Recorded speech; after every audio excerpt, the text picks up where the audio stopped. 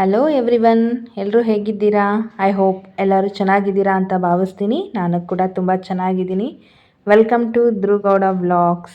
ಯಾರೆಲ್ಲ ಈ ವಿಡಿಯೋ ನೋಡ್ತಾ ಇದ್ದೀರಾ ದಯವಿಟ್ಟು ಸಬ್ಸ್ಕ್ರೈಬ್ ಮಾಡ್ಕೊಂಡು ನೋಡಿ. ಸಬ್ಸ್ಕ್ರೈಬ್ ಮಾಡೋದ್ರಿಂದ ನೋಟಿಫಿಕೇಶನ್ ಮೊದಲು ನಿಮಗೆ ಬರುತ್ತೆ.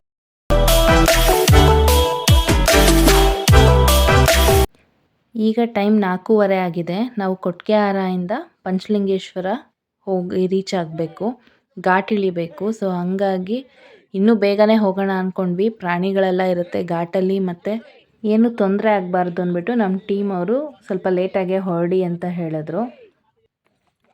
ಬನ್ನಿ, ಈಗ ನಾವು ಮಧ್ಯದಲ್ಲಿ ಈಗ ಅಣ್ಣಪ್ಪ ಸ್ವಾಮಿ ಹತ್ರ ರೀಚ್ ಆಗಬೇಕು. ಅಲ್ಲೋಗಿ ಫ್ರೆಶ್ ಅಪ್ ಆಗಿ ಭಜನೆ ಎಲ್ಲ ಮುಗಿಸಿ ಅಲ್ಲಿಂದ ಹೊರಡಬೇಕು.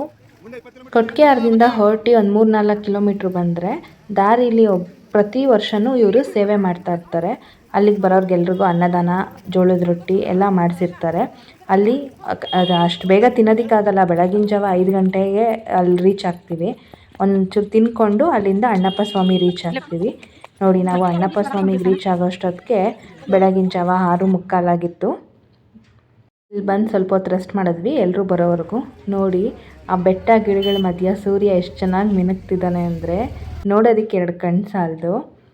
ಅಣ್ಣಪ್ಪ ಸ್ವಾಮಿ ಟೆಂಪಲ್ ಹತ್ರ ಸ್ವಲ್ಪ ಹೊತ್ತು ಭಜನೆ ಮಾಡಿದ್ವಿ.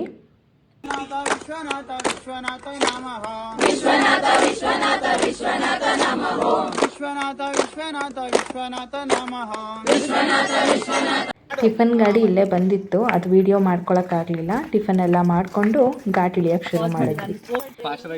ಇದು ದಾರಿ ಬೇಗ ಸಾಗಲ್ಲ, ಹಂಗಾಗಿ ಎಲ್ಲರೂ ಬೇಗ ಬೇಗ ನಡ್ಕೊಂಡು ಹೋಗ್ತಾ ಇದ್ವಿ. ಹೇಗೆ ಅನಿಸ್ತಿದೆ ಫಸ್ಟ್ ಟೈಮ್ ಪಾದಯಾತ್ರೆ? ಸತ್ಯ ಹೇಳ್ಬೇಕು, ನಿಜ ಹೇಳ್ಬೇಕು. ಚೆನ್ನಾಗಿ ಅನಿಸ್ತಿದೆ, ನೋವಿದೆ, ಆದರೂ ಚೆನ್ನಾಗಿ ಅನಿಸ್ತಿದೆ. ಮಂಜುನಾಥ ಸ್ವಾಮಿ ಒಳ್ಳೆ ಮಂಜುನಾಥ.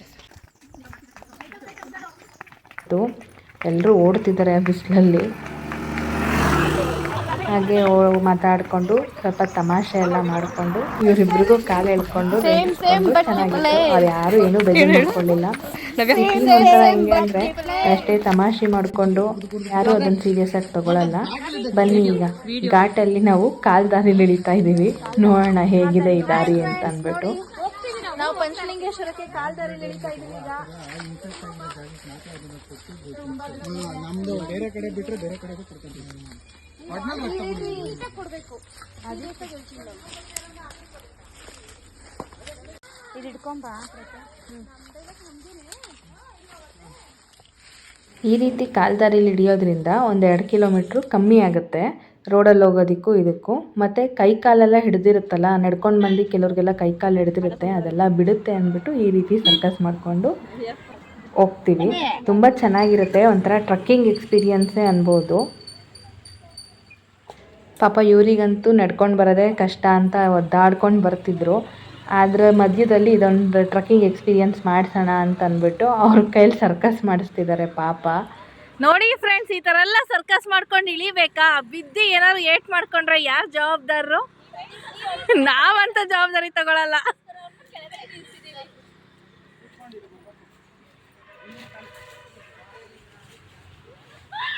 ಏ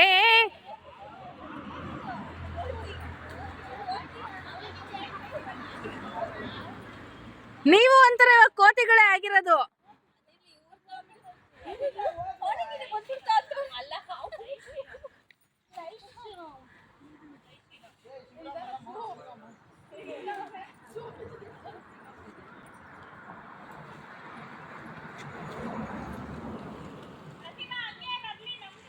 ಬನ್ನಿ ಬನ್ನಿ, ನಾವು ಆಲ್ರೆಡಿ ಮುಂದೆ ಹೊರಟೋಗಿದ್ವಿ.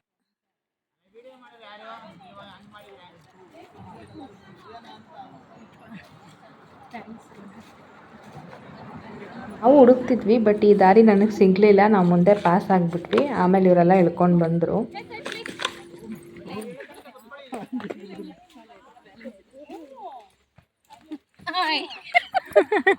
ನಿಧಾನ ನಿಧಾನ.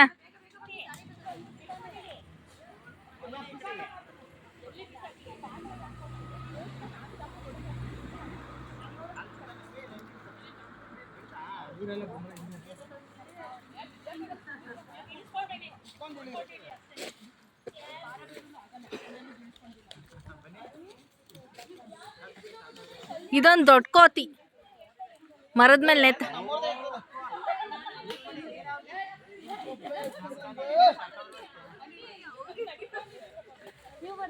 ನಾನು ಫೋಟೋ ತೆಗಿತಿಲ್ಲ ಇಲ್ಲಿ ಕೆಳಗಡೆ. ಈ ಟ್ರಕ್ಕಿಂಗ್ ಎಕ್ಸ್ಪೀರಿಯನ್ಸ್ ಅಂತೂ ಸೂಪರಾಗಿತ್ತು. ತುಂಬ ಎಂಜಾಯ್ ಮಾಡಿಕೊಂಡು ಎಲ್ಲರೂ ಬೆಟ್ಟದಿಂದ ಇಳಿದ್ರು ಕೆಳಗಡೆಗೆ. ಯಾರಿಗೂ ಏನೂ ತೊಂದರೆ ಆಗ್ದಂಗೆ ಹುಷಾರಾಗಿ ಬಂದರು.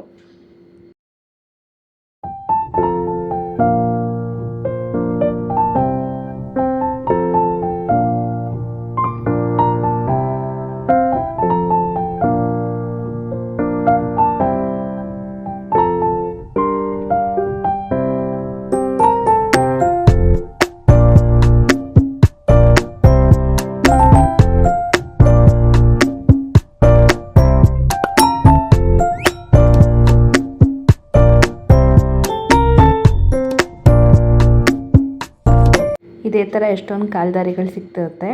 ಅಲ್ಲೊಂದು ಫೋಟೋಸ್ ಎಲ್ಲ ತಗೊಂಡು ಇದು ಲಾಸ್ಟ್ ಇರಬೇಕು.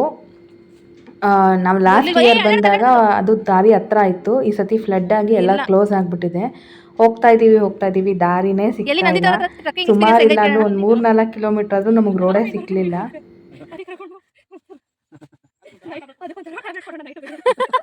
ನೋಡ್ ರಘುವಣ್ಣ ಗಂಟೆ ಹಾಕ್ಬಿಟ್ಟು ಬಂದ್ಬಿಟ್ರು ಇಬ್ರು. ಬಂದಿದ್ದಾರೆ. ನಾನು ಫೋಟೋ ತೆಗಿತಾ ಇಲ್ಲ.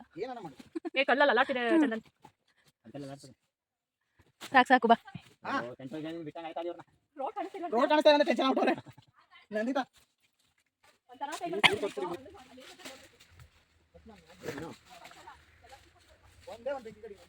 ಅಕಲ್ಲ ಅಲ್ಲಾಡುತ್ತೆ.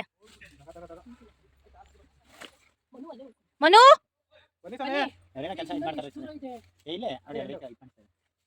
ಕೈ ಕಾಲು ಹಿಡಿದ್ರದೆಲ್ಲ ಬಿಡ್ತಾ ಹೇಳಿ ನಿಮ್ಮ ಇಲ್ಲೇ ಮೆಡಿಕಲ್ ಸ್ಟೋರ್ನ ಪಕ್ಕದಲ್ಲಿ ಇಟ್ಕೊಂಡಿದೀವಿ. ಯಾವ ತರ ಬೇಕೋ ಮಾತ್ರ ಕೊಡ್ತಾರೆ.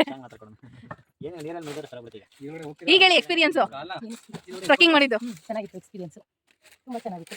ಆಮೇಲೆ ಹೇಳಿ ನಾವು ವರ್ಷ ಇದೇ ಮಾಡೋದು. ನೀವು ಮೊದಲನೇ ವರ್ಷ ಅಲ್ವಾ?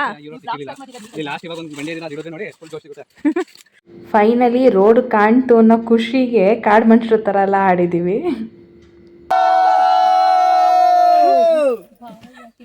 ನಾವು ಪಂಚಲಿಂಗೇಶ್ವರ ರೀಚ್ ಆಗೋಷ್ಟೊತ್ತಿಗೆ 1 ಗಂಟೆ ಆಗಿತ್ತು. ಊಟ ಎಲ್ಲ ರೆಡಿ ಇತ್ತು. ಊಟ ಮಾಡಿ ಸ್ನಾನ ಮಾಡಿ ದೇವ್ರ ಸನ್ನಿಧಾನಕ್ಕೆ ಹೋಗಿ ದರ್ಶನ ಮಾಡ್ಕೊಂಡು ಬಂದ್ವಿ. ಈ ವಿಡಿಯೋ ನಿಮಗೂ ಇಷ್ಟ ಆಗಿದೆ ಅಂತ ಭಾವಿಸ್ತೀನಿ. ನಿಮಗೂ ಈ ವಿಡಿಯೋ ಇಷ್ಟ ಆಗಿ ನೀವು ಪಾದಯಾತ್ರೆಗೆ ಬರಬೇಕು ಅಂತ ಅನ್ಸಿದ್ರೆ ಡಿಸ್ಕ್ರಿಪ್ಷನಲ್ಲಿ ಗ್ರೂಪ್ದು ನಂಬರ್ ಹಾಕ್ತೀನಿ. ನೀವು ಕಾಂಟ್ಯಾಕ್ಟ್ ಮಾಡಿ ಬರ್ಬೋದು. Thank you for watching.